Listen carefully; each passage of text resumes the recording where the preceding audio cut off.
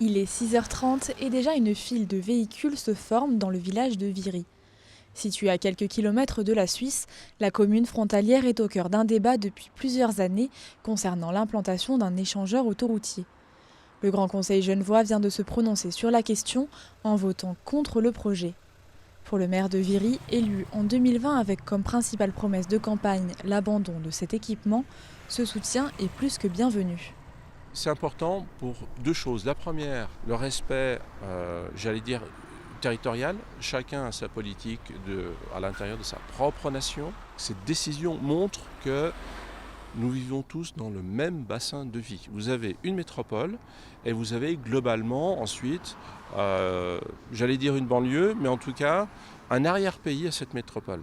Et une partie de cet arrière-pays se situe en France.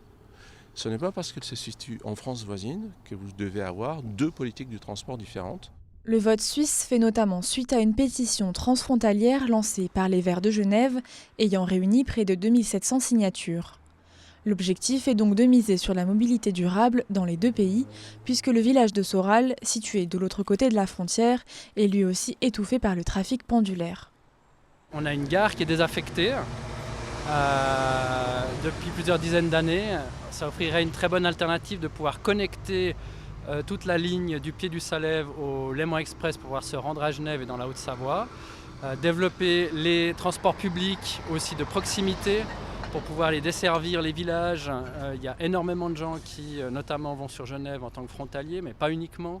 Et puis développer la mobilité douce, il y a un potentiel énorme à ce qu'une partie de la population puisse prendre le vélo. Pour développer les mobilités douces, la municipalité de Viry a déjà pris des initiatives.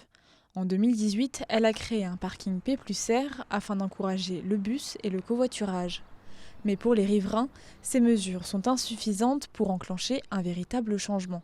Ça passe 3000, 4000 voitures jour par Soral. On voit bien que le P+R ne marche pas, ne fonctionne pas, on va dire, parce qu'il n'y a qu'une personne par voiture et ils évitent les feux en passant par la zone. Ça m'affecte surtout au niveau de mon personnel, parce que le matin, ils arrivent tous les jours à peu près entre 20 minutes et une demi-heure de retard. On arrive quand même, des fois, étant même en retard sur des convois funéraires, parce qu'on n'arrive pas à circuler le matin.